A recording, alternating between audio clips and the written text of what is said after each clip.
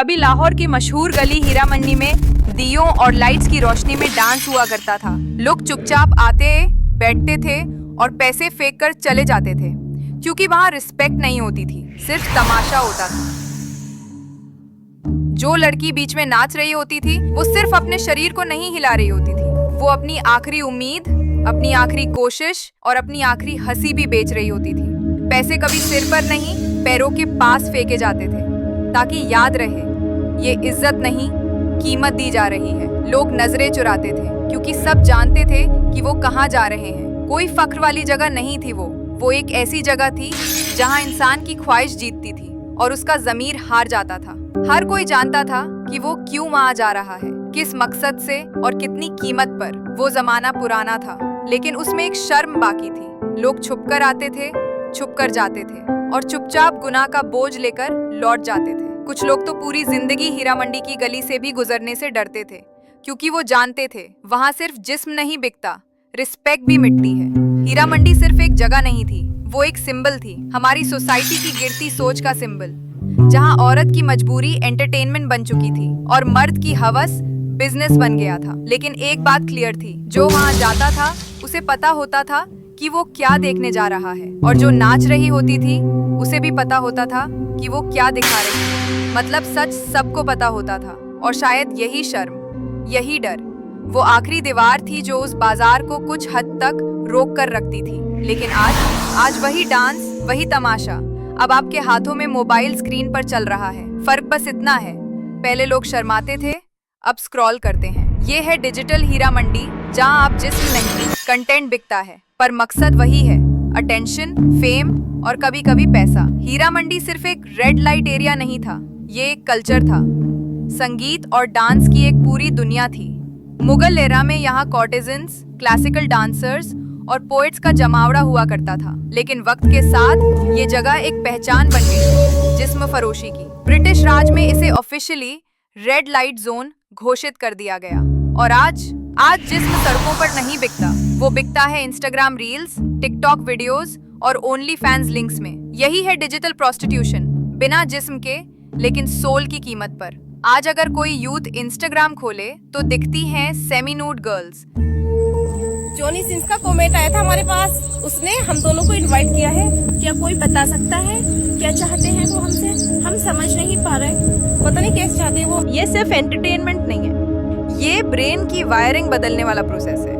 Neurologist कहते हैं बार बार ऐसे हाइपर सेक्सुअल कंटेंट को देखने से डोपामीन लेवल अननेचुरल तरीके से बढ़ता है, जिससे होता है एडिक्शन, अनरियलिस्टिक एक्सपेक्टेशंस और मेंटल हेल्थ इश्यूज। मतलब अब दिमाग और थ्रिल मांगता है, रियल रिलेशनशिप्स की वैल्यू कम हो जाती है और यूथ एंग्शियस, कंफ्यूज्ड और इमोशनली कमजोर हो जाता है।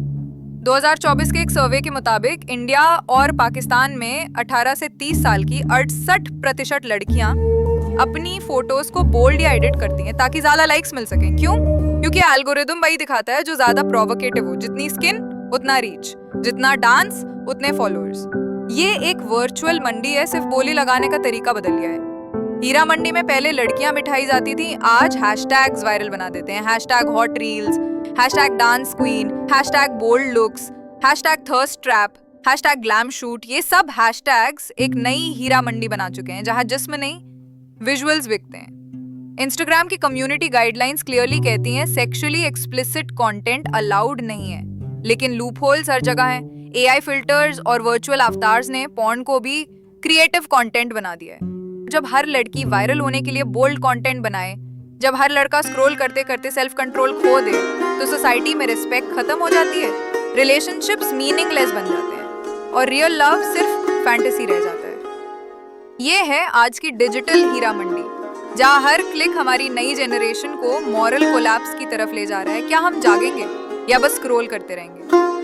हीरा मंडी का फिजिकल दरवाजा तो बंद हो गया, लेकिन इंस्टाग्राम, टिकटॉक और ओनली फैंस ने लाखों नए डिजिटल दरवाजे खोल दिए हैं। पहले जिस्म बेचने के लिए गली का कोना होता था, अब स्क्रीन का कोना है। डिजिटल हीरा मंडी अब सिर्फ इंस्टाग्राम तक सीमित नहीं, ये टेलीग्राम, स्नैपचैट प्रीमियम और ओनली फैंस तक फैल चुकी है। ये है न्यू वर्ल्ड की नई तवायफगाह, जहां अब प्राइवेसी बिकती है और कभी कभी खुदी भी। ओनली फैंस एक ऐसा प्लेटफॉर्म है जहां लोग पैसे देकर न्यूड या सेमी न्यूड कंटेंट देखते हैं। 2025 तक ओनली फैंस के 225 मिलियन रजिस्टर्ड यूजर्स हैं, 3 मिलियन कंटेंट क्रिएटर्स हैं और हर साल करीब 6 बिलियन की कमाई होती है। इंडिया और पाकिस्तान में ये ऑफिशियली बैंड है, लेकिन रोज हजारों लोग वीपीएन से एक्सेस करते हैं। टेलीग्राम और इंस्टाग्राम बायोस में अक्सर ऐसे प्राइवेट लिंक्स छुपे होते हैं, बस क्लिक करो और एक नई दुनिया खुल जाती है। 2024 की एक रिसर्च रिपोर्ट कहती है 13 से 18 साल के 52% टीनेजर्स इंस्टाग्राम पर अडल्ट स्टाइल कंटेंट देखते हैं और उनमें से 17% ऐसे कंटेंट खुद बनाने की कोशिश करते हैं। Result: early exposure to sexuality, unrealistic expectations, emotional attachment, social isolation. मतलब जो चीजें कभी मैच्योरिटी की निशानी थी, अब चाइल्डहुड का हिस्सा बन रही है। इंस्टाग्राम पर एक तरफ bold dressing, seductive dancing, sponsored lingerie brands और उसी के साथ नेक्स्ट पोस्ट में women empowerment, respect women, modesty is beauty.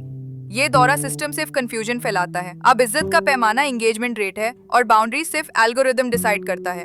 Feminism या कमर्शियलिज्म, जहां लड़कियां प्राउडली कहती हैं माय बॉडी माय चॉइस और वही बॉडी फिर ओनली फैंस पर $10 मंथ में बिकती है, तो सवाल ये उठता है क्या ये फेमिनिज्म है या कैपिटलिज्म? औरत की आजादी को सेक्सुअली एक्सप्लॉइट करना ये एम्पावरमेंट नहीं, ये डिजिटल एक्सप्लॉइटेशन है।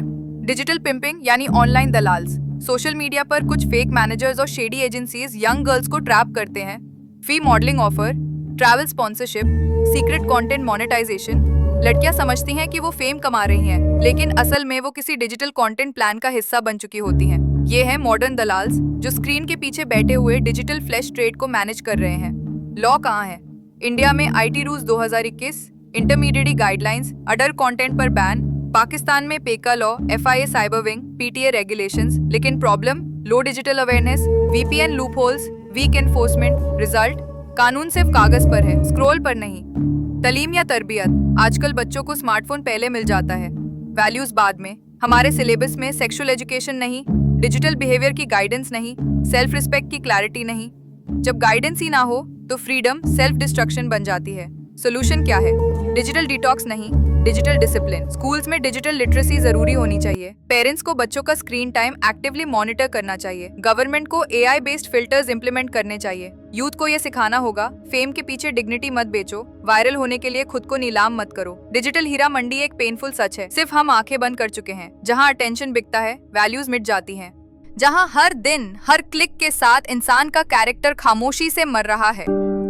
अब वक्त आ गया है कि हम अपनी आने वाली जनरेशन को सिखाएं कि उनकी असली पहचान उनकी वैल्यूज में है, ना कि व्यूज में। कि उनका बॉडी कोई ब्रांड नहीं है, बल्कि एक ब्लेसिंग है। और उनकी फ्रीडम कोई बिकने वाली चीज नहीं, बल्कि उनकी सबसे बड़ी जिम्मेदारी है। अगर आप भी चाहते हैं कि ये सच और ये सोच हर नौजवान तक पहुंचे, तो इस वीडियो को अभी लाइक करें, कमेंट में अपनी राय बताएं और चैनल को जरूर सब्सक्राइब करें, क्योंकि अब जरूरत स्क्रॉल करने की नहीं, सोचने की है। सब्सक्राइब कीजिए ताकि ये आवाज रुक ना जाए।